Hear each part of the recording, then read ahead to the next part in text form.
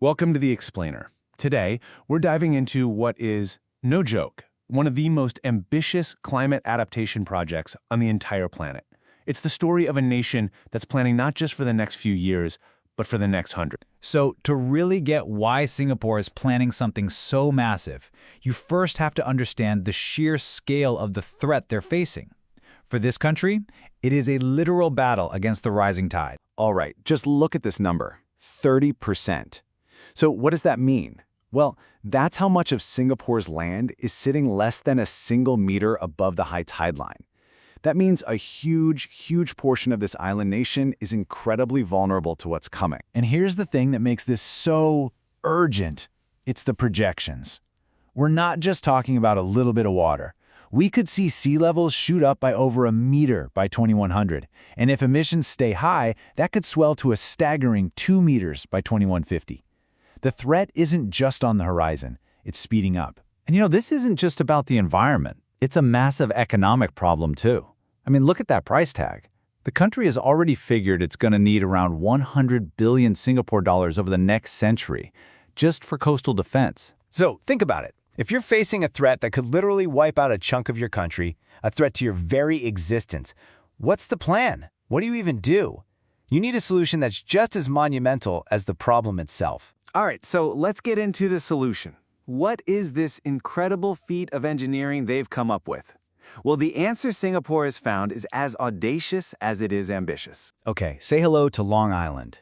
This is a planned 7-kilometer chain of reclaimed, man-made islands.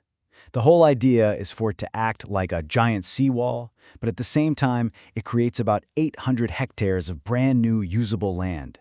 They're literally building land to save their land. And just to give you a sense of that scale, 800 hectares, that is nearly 2.5 times the size of Central Park in New York City. I mean, we are talking about city building on a whole other level, something few have ever even tried. But here's what's really smart about this whole plan. It's not just a wall. Long Island is this multi-purpose solution that's designed to tackle a bunch of national challenges all at once. Yeah, it's really a masterclass in integrated planning. I mean, check this out. First, you've got the flood defense. That's its main job. But then, the space it creates, that's going to become a new fresh water source, which is huge. And on top of all that, the island itself provides valuable new space for the city. So what are they going to do with all this new real estate? Well, the vision is huge. We're talking space for up to 60,000 new homes, gorgeous waterfront parks, places to hang out, and new business districts. You have to remember, in one of the densest cities on Earth, that kind of space is like gold. It's priceless. And the plan also tackles another huge strategic issue for Singapore: water. See, that area between the new island and the old coastline? That becomes a brand new freshwater reservoir. And this is so critical because their big water agreement with Malaysia, it's set to change after 2065. But obviously something this massive, it's not going to be easy. It comes with some enormous challenges, and it really puts human engineering on a collision course with the natural world. Okay, so first up, you've just got the pure engineering headache. How to even build this thing? We're talking about needing 240 million metric tons of fill material. And the thing is, they can't just go get sand like they used to. Those sources are restricted now.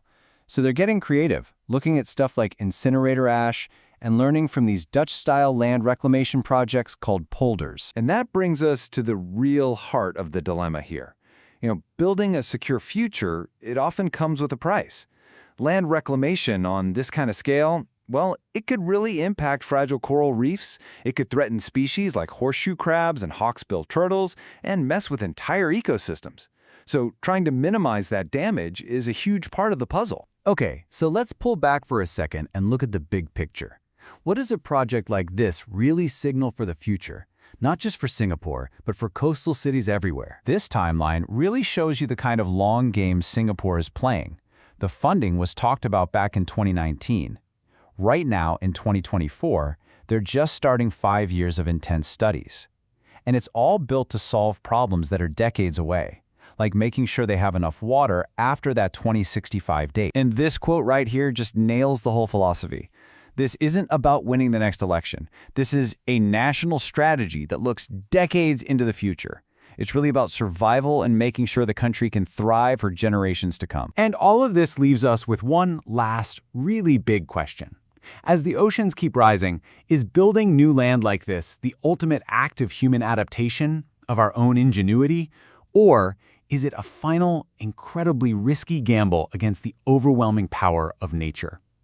That's a question a lot of coastal cities around the world might have to ask themselves, and soon.